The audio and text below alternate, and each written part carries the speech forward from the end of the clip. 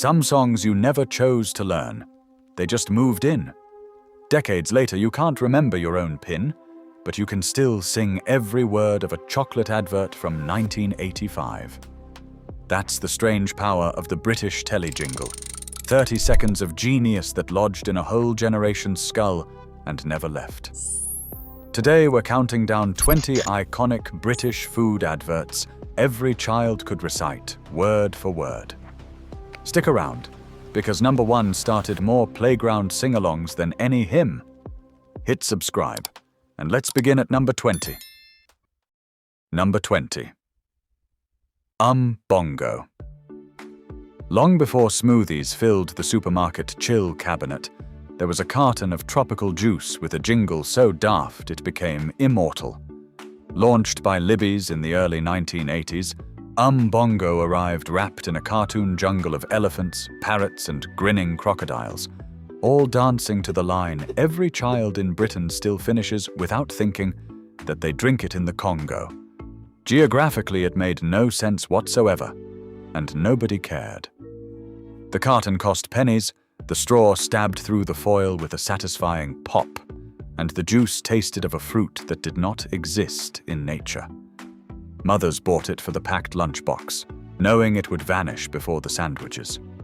Playgrounds echoed with the chorus during wet play mornings, whole classes chanting it like a hymn to somewhere warmer than a rainy Tuesday in Rotherham.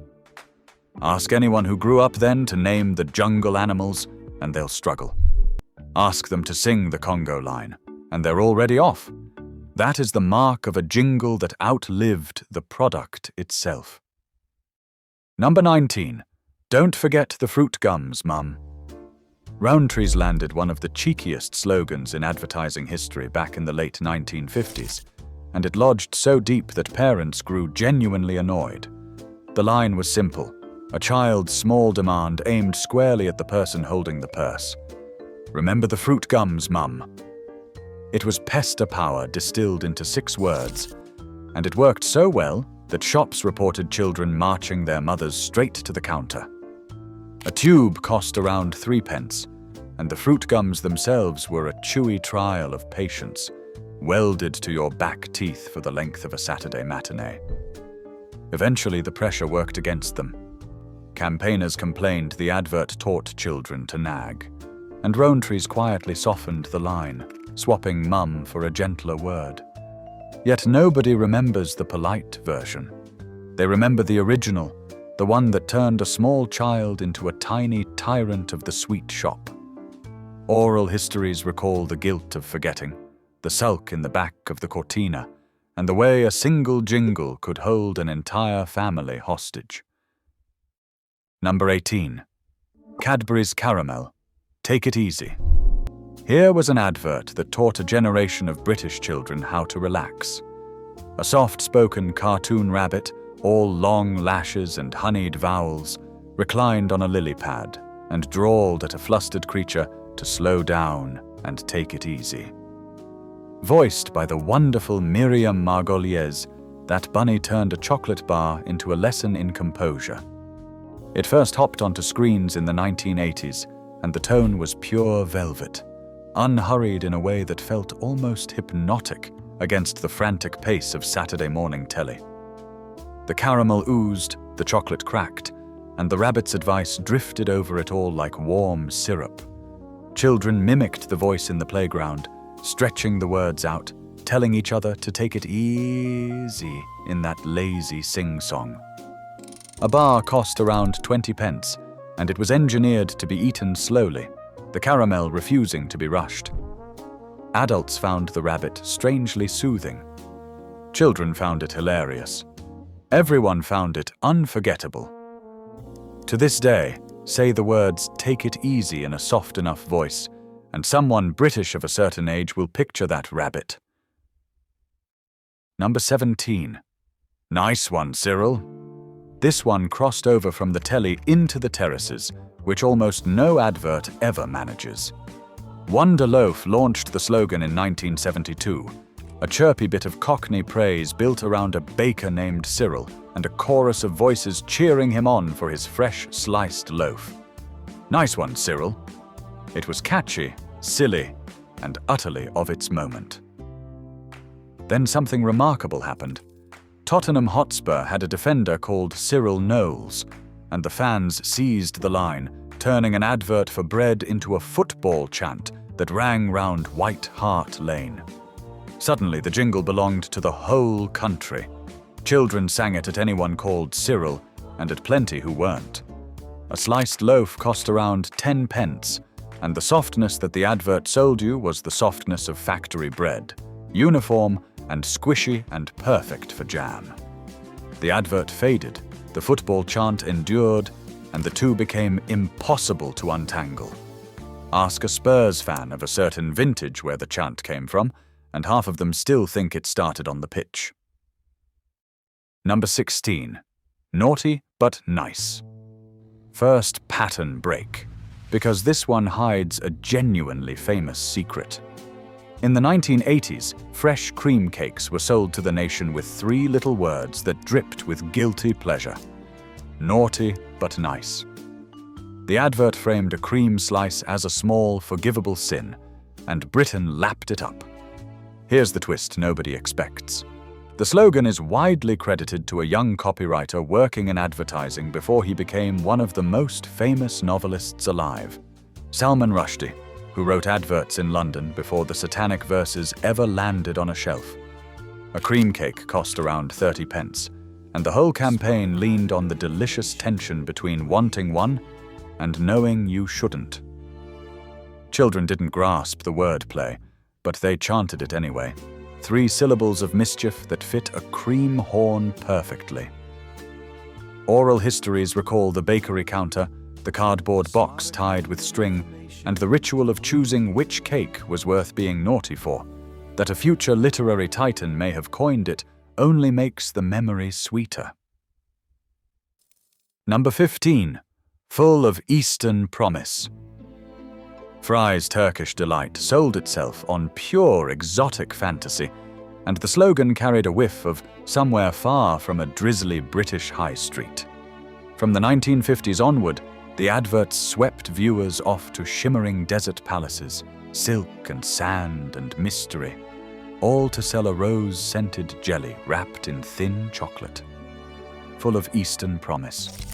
That line became the bar's entire identity.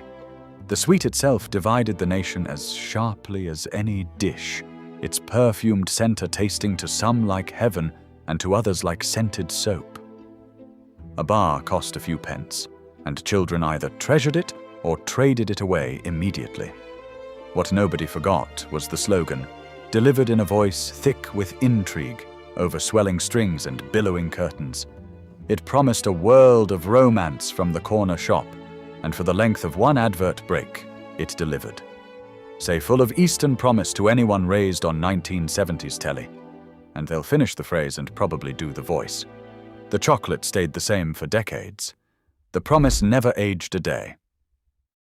Number 14. Exceedingly good cakes. Mr. Kipling wasn't a real man, but by the time his adverts were done, half of Britain believed he was.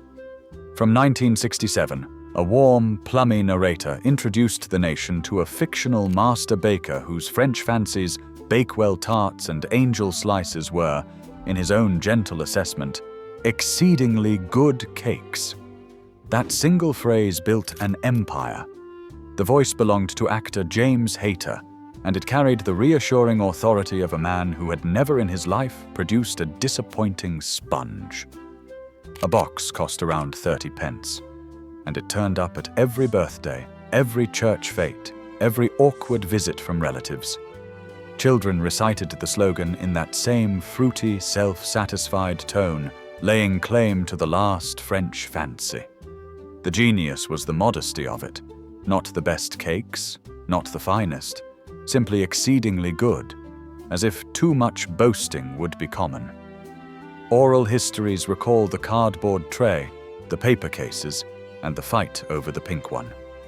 Mr. Kipling never existed, yet his catchphrase outlived most people who were actually alive when it launched.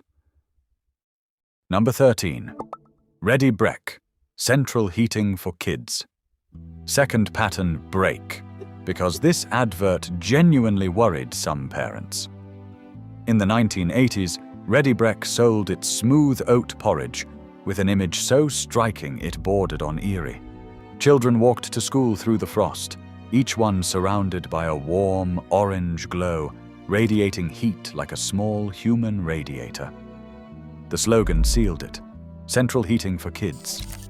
The message was clear as ice. Feed your child this before school, and they'd be warm all morning while the other, colder children shivered. A box cost around 40 pence, and the porridge itself was famously smooth, almost sludgy, cooked in seconds. Some parents found the glowing children faintly unsettling, like something from a science fiction film.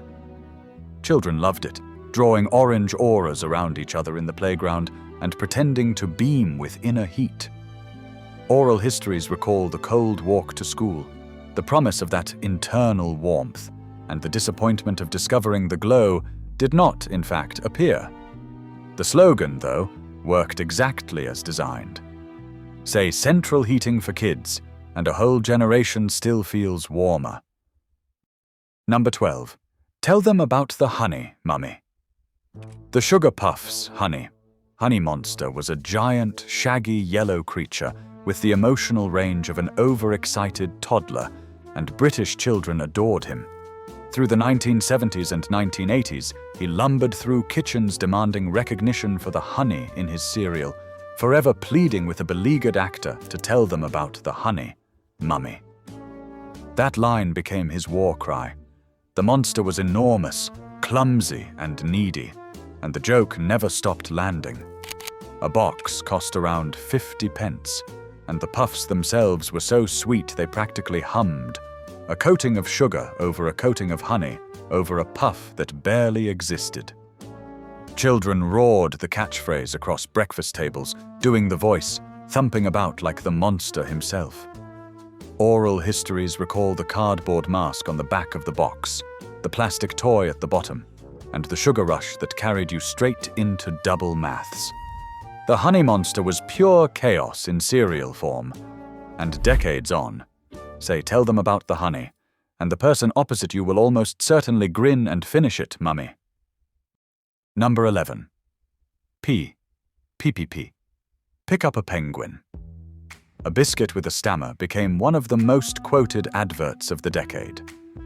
The penguin, that chocolate-covered bar with a joke printed on every wrapper, was sold in the 1980s with a stuttering slogan that children found endlessly funny to repeat: the drawn-out PPP, pick up a penguin.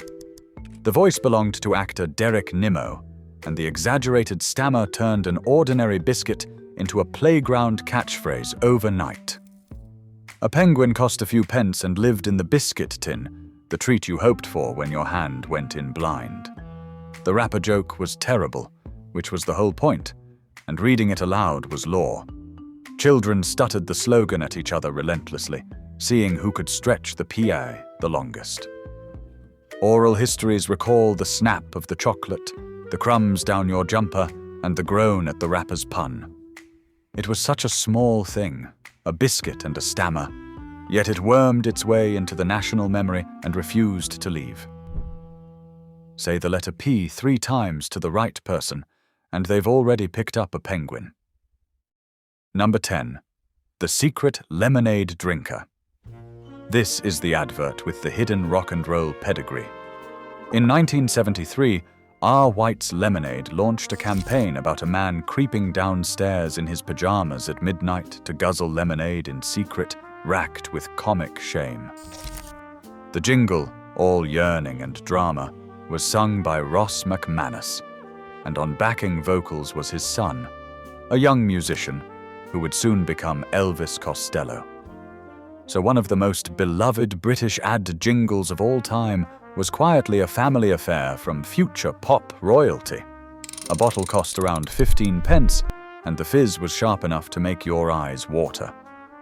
The advert turned a simple drink into a guilty midnight confession, and the nation sang along, delighted by the idea of sneaking lemonade like contraband. Children belted it out with theatrical secrecy, tiptoeing about the kitchen. Oral histories recall the glass bottle, the sherbet sting, and the joy of the melodrama. The jingle became so iconic, it was voted among the best British adverts ever made.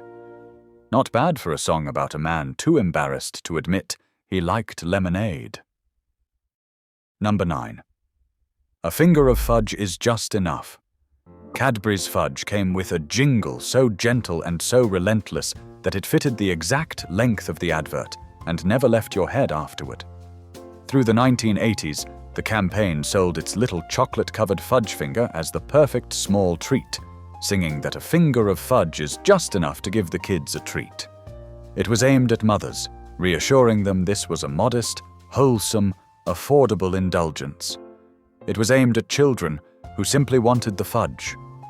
A single finger cost around 10 pence, tucked into lunchboxes and school bags, soft enough to squash in the summer and set in the winter. The jingle had a nursery lilt, sweet and sing-song, the kind of tune that loops for hours. Children sang it word for word, every one of them, on coaches and in queues and at the sweet shop counter. Oral histories recall the neat little bar, the way the chocolate peeled from the fudge, and the tune that would not stop. Just enough, the advert promised. It was never quite enough. Number 8. Only the crumbliest, flakiest chocolate. The Cadbury Flake advert was aimed at grown-ups, but seared into everyone's memory regardless. From its earliest days, the campaign paired the crumbly chocolate bar with a slow, dreamy jingle and imagery of a woman blissfully eating it in a field, a bath, a meadow of long grass, the so-called Flake Girl. The slogan promised only the crumbliest, flakiest chocolate, and the whole thing was pure, indulgent fantasy. The bar itself was an engineering marvel of mess, shedding flakes down your front the moment you bit it, impossible to eat neatly and beloved for exactly that reason.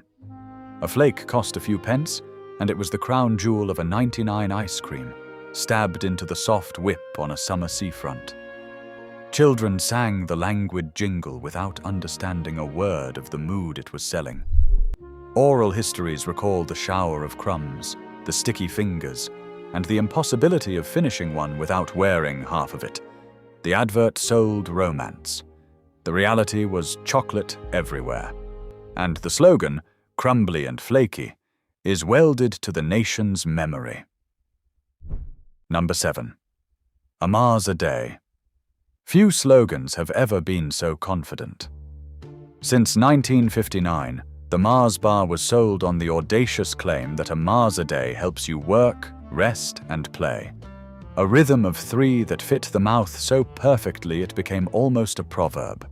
It positioned a chocolate bar not as a treat, but as fuel, a wholesome part of the working day, energy for the office and the football pitch alike. A Mars cost a few pence, and packed a dense wallop of nougat, caramel, and chocolate, heavy enough to double as a meal. The slogan's rhythm was its secret weapon. 3 neat beats that children chanted like a skipping rhyme. Oral histories recall the solid weight of the bar, the sticky pull of the caramel, and the sugar hit that carried you through the afternoon. Nobody quite believed a Mars a day was genuinely good for you, but the phrasing was so satisfying that nobody argued. Work, rest, and play. 3 words in a row that a whole nation could recite in its sleep. Say a Mars a day, and the rest arrives automatically. Number 6. The Milky Bar Kid. Third pattern break, because this one gave Britain a hero. Since 1961, Nestle's Milky Bar came with its own cowboy, a small, blonde, bespectacled boy in a white outfit who rode into town to declare that the Milky Bar Kid was strong and tough, dispensing white chocolate like justice. Every few years a new boy was cast, and to be chosen as the Milky Bar Kid was a genuine childhood dream. The slogan promised the bar was on him, and the whole thing played out like a tiny western on your telly. A Milky Bar cost a few pence, a slab of white chocolate so sweet and milky it barely counted as chocolate at all, which suited children perfectly. They played Milky Bar Kid in gardens and playgrounds, squinting through imaginary glasses, drawing pretend pistols. Oral histories recall the white outfit, the cowboy hat, and the fierce debate over which kid was best. It was pure branding genius. A snack with a mascot children actively wanted to be. Say the Milky Bar Kid is strong and tough, and somewhere a grown adult straightens their imaginary hat. Number 5. The PG Tips Chimps. For the best part of 40 years, Britain's most popular tea was sold by a troupe of chimpanzees dressed as people, and the nation could not get enough. Beginning in 1956, PG Tips filmed real chimps in human costumes, dubbed with broad British voices, acting out little domestic dramas about removal vans and pianos. The most famous line, "One dad chimp telling his son, 'You hum it, I'll play it,' became a national catchphrase quoted endlessly. A box of tea cost around a shilling, and the adverts ran so long they became a fixture of British life, as familiar as the weather forecast.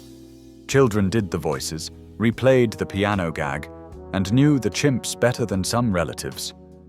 Oral histories recall the tea time ritual, the laughter round the telly, and the strange, enduring charm of a chimpanzee struggling with a removal van. Views on the adverts have shifted with the years, but their grip on the memory is total. Say you hum it, I'll play it to the right generation, and they don't just remember the line. They remember the chimp who said it. Number 4. For Mash, Get Smash. This is the one people vote for when asked to name the greatest British advert ever made. In 1974, Smash Instant Mashed Potato was sold not by a chef, but by a family of tin robot Martians who watched footage of humans peeling, boiling, and mashing real potatoes and collapsed into wheezing metallic laughter at how primitive we were. The slogan was blunt perfection. For mash, get smash. The joke landed instantly. Here were aliens, more advanced than us, mocking the sheer effort of making mash the hard way. A packet cost around 20 pence, and the powder turned to fluffy mash with nothing but hot water, which was precisely the point. Children imitated the Martians' cackling laugh for weeks, that grating robotic wheeze echoing round every playground. Oral histories recall the tin bodies, the clanking laughter, and the strange thrill of aliens judging your dinner. It was voted the best advert of the century by advertising professionals themselves. Say for mash, get smash, and half the room will do the laugh. The other half are already joining in. Number 3. Just one Cornetto. No British summer was complete without an ice cream van, and no ice cream van jingle was complete without this. From the 1980s, Walls sold its Cornetto with a soaring operatic serenade sung to the tune of the Italian classic O Sole Mio, opening on the immortal plea for just one Cornetto. A gondola drifted through Venice, an accordion swelled, and Britain was transported from a drizzly seafront to sun-drenched Italy for 30 glorious seconds. A Cornetto cost around 30 pence, a chocolate-tipped cone of ice cream that dripped the moment the sun touched it. Children sang the opening line at the top of their lungs, usually badly, usually while demanding one from a parent. Oral histories recall the crunch of the cone, the little disc of chocolate at the bottom, and the melodrama of that Italian tune over a British beach. The clever trick was borrowing a genuine classic and welding a brand to it forever. Now most British people cannot hear O Sole Mio without singing about ice cream. Say just one Cornetto and the whole restaurant is off. Number 2. Bisto.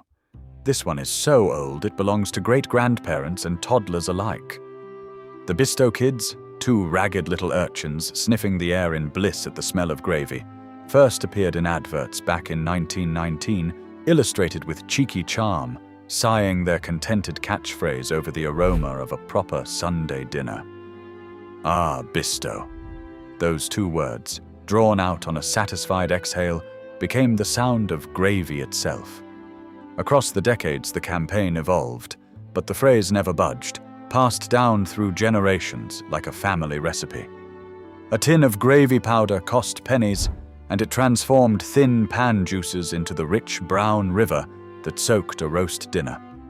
Children breathed the catchphrase over their own plates, noses in the steam, doing the blissful sniff. Oral histories recall the Sunday roast, the smell drifting down the street, and the theatrical inhale before the first mouthful. Few slogans have survived a full century. This one did it on 2 words and a sniff. Say, "Ah, Bisto," in the right tone, and a British nose twitches on instinct. Number 1. Beans means Heinz. And finally, in first place, the slogan that beat them all. A piece of deliberately misspelled genius that became the most recited advert in British history. Coined in 1967, Heinz sold its baked beans on 3 short words that broke every rule of spelling and lodged in the national brain forever. Beans means Heinz. The wonky Z's were the whole trick, a phrase so simple and so wrong that no child could resist repeating it. A tin cost pennies and lived in every cupboard in the country, the reliable answer to beans on toast, the cornerstone of 1,000 teas. The genius was total. It rhymed, it misbehaved, and it welded the word beans to a single brand so completely that generations grew up thinking they were the same thing. Children chanted it, wrote it in the wonky spelling, sang it back at the telly. Oral histories recall the toast, the orange sauce, the tin opener, and the tune that would not die. Ask any British person to complete the phrase beans means, and they answer before you finish. No advert was ever more recited, more misspelled, or more loved. And there they are, 20 jingles and slogans that no one ever sat down to memorize, yet everyone somehow knows by heart. From a juice they drank in the Congo to the beans that meant Heinz. These were 30-second bursts of pure genius that outlived the products, the presenters, and sometimes the companies themselves. Which one had you singing before you finished reading it? Drop it in the comments, tell me the one your family still quotes, and let me know which jingle deserved the top spot. If this brought a few memories flooding back, you know what to do.